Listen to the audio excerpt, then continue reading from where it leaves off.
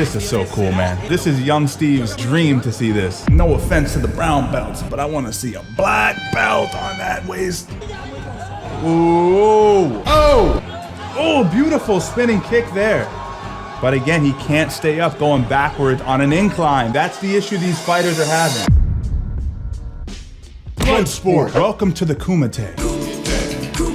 The movie Bloodsport is based on a story by charlatan Frank Dukes. Frank Dukes claimed to be a CIA operative, and he allegedly fought in this tournament where they went head-to-head, style versus style. This would lead to the creation of the movie Bloodsport. Now, many people consider his claims to be completely false, but ironically, the Bloodsport movie actually inspired the early UFCs. So without the Kumite, we would have likely never gotten to the UFC. Now, in a weird full circle moment, we have an MMA promotion, Dogfight, recreating the Kumite, the Bloodsport. In today's video, we're gonna be covering the Kumite semifinals. We're getting dirty. All right, here we go. I have to turn my head to see. Emilio Montesclaros El Ninja versus Sergio Hidalgo, the Monkey King. All right, let's go.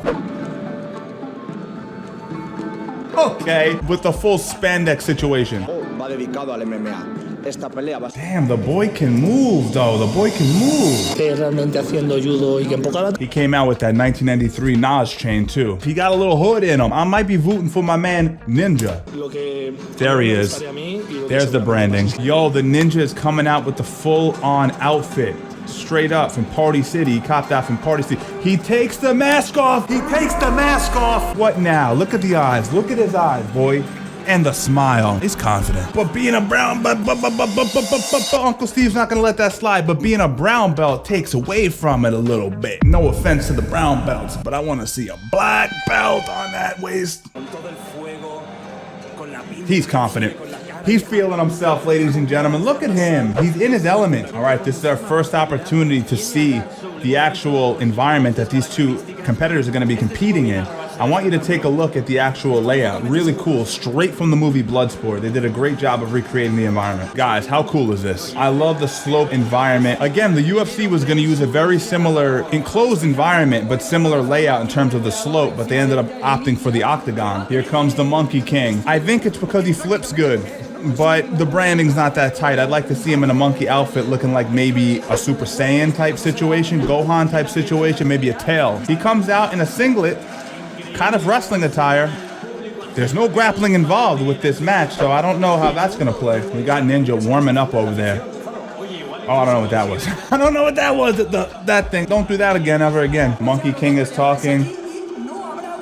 There's a lot of respect between the competitors. I'm digging it. Before we get into the match, drop your comments. Who do you think's gonna win, number one? But number two is, I want you to pay attention to a very important detail. Your movement is completely compromised when you're fighting on the slope. You guys ever move around, try to run up a hill backwards, etc.? It's very tiring. So imagine that as you start to wear down from taking punches. And I also want you to pay attention to the width of the actual environment that they're fighting on. It's not very wide. So that means that lateral movement's out of the question. You're gonna get a lot of forward and back type movement. I would assume you'd have to train for this specifically because this is a whole different ball of wax here. Yeah, 100%. If I was competing in this environment, you'd need to duplicate it in some way because training on a flat surface is not going to cut it. All right, they're coming out. We have Ninja versus Monkey King in the semifinals, the first semifinals match. Let's see how it goes. This is so cool, man. This is young Steve's dream to see this. All right, they're coming out. Ninja King closes the distance.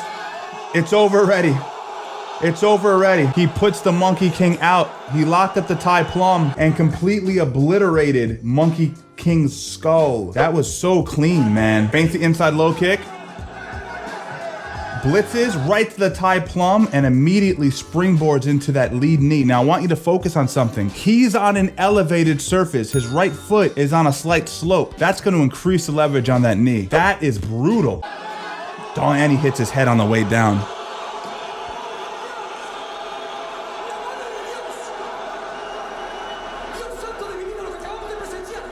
Very respectful by the Ninja. You can see he's having a moment where he's feeling pretty remorseful.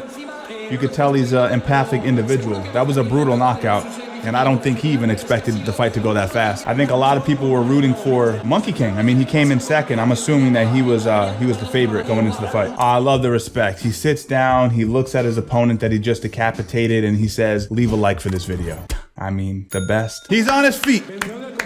Monkey King is on his feet with his pinstripe singlet ready to go. Let's get him out of here, though. Let's get him some help. Let's get him some help. He's hurting. We're not gonna, he can't stand up straight. We're gonna have a full-on discussion here with you guys. Let's go. Right hand, tie plum, leverage, bang. There was no load up on that knee. That was straight to the kissers. You know, you get hit clean like that. You don't expect it to come up that quick. You go out. So we started off with a bang. In true Bloodsport fashion, Jean-Claude Van Damme would be proud. But now we have to get to our second semifinals match. All right, break my neck. And who's this? We got Atman Benzara, El Lobo, versus Dorian Segovia, El Malandro. Get your votes in now down below. Let me know who you think's gonna pull it off. Imagine walking onto the mat you're about to fight and your boy is just head down, putting in a prayer with the big man upstairs. That's intense. And he's doing it right in the middle because it's on a slope. These two men are not playing the whole gimmick game. There's no ninjas, there's no Monkey Kings. These are two guys going fundamentally by their government names, and there's no hoopla. These guys are coming at it from a different perspective, so I'm interested to see who could pull it off. I don't know. I don't even know who's gonna take it, to be honest. All right,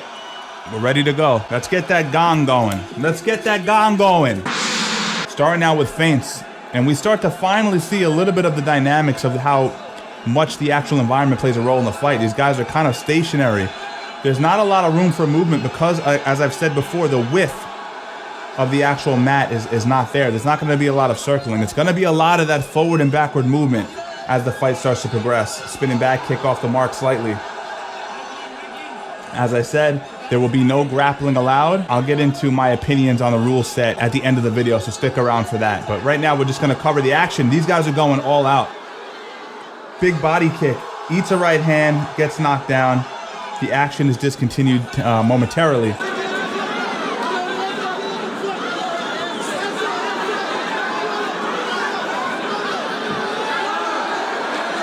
Oh, he's getting frustrated. It's to my understanding that if you get pushed out of the arena a certain amount of times, you will get disqualified, or rather your opponent will get the W. It's not necessarily disqualification, it's a way of winning. So you want to make sure that you hold your ground. It changes everything, guys. We're seeing it now. When you're on that slope and you're trying to pull counter, look, it's, the calf kicks have a greater impact when you're stepping down on a decline.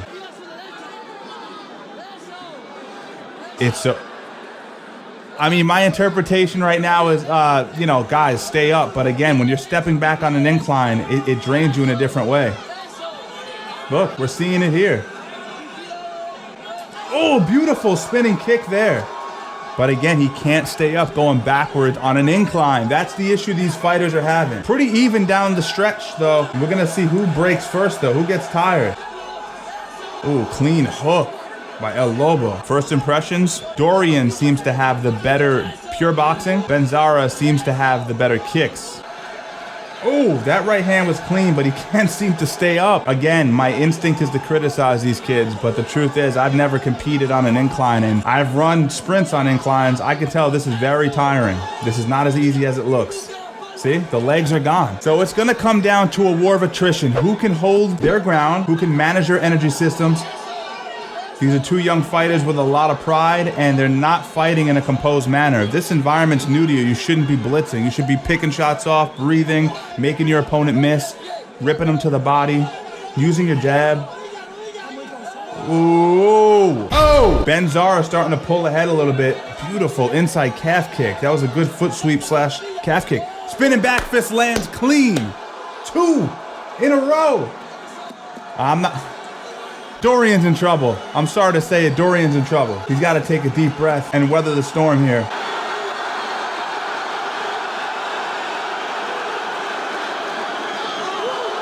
I like how he does that. He's ducking down and then coming up with the spinning back fist.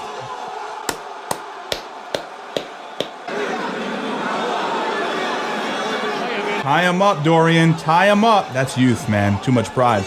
Tie him up, double overhooks. Oh, he knocked him out of the ring. It's over. It was obvious that Atman was pulling ahead. Again, if anyone's a big fan of this particular organization, feel free to drop the rules down below. It would be a good resource for the viewers here. But what a great performance. This kid really came on strong as the round started to get closer to the end. Going into the finals, we're going to have El Lobo and El Ninja going against each other in the finals. It's going to be an incredible fight, without a doubt. A video or two ago, I covered the 3 versus 1 fight. And much to my surprise, as I was scrolling through their feed, I saw that they had a fucking straight up Kumite. What are my criticisms if I were to give any? I would make the ring a little bit wider. I'd like to see a little bit of lateral movement. If we increase the actual width, I think the fighters would be a little bit more confident in doing that. 2, I'd make it bare knuckle. Now, I'm not sold on the bare knuckle concept, but it would be a little bit closer to the actual Kumite. I want to see bare knuckle. It changes everyone's behavior once those gloves come off. Another rule that would be essential is to allow ground fighting. I'd love to see how wrestling and jiu-jitsu play on a slope. It would change everything. I don't know how I would work guard if I'm upside down on an inverted plane. It would be very difficult. It would change all of my behaviors. Let me know what you guys thought about this particular event. These were the semifinals. If you dig it, I'll definitely cover the finals, but share it with a friend. I'd like to see if it does well. If it does decent, I might cover the finals. I personally want to see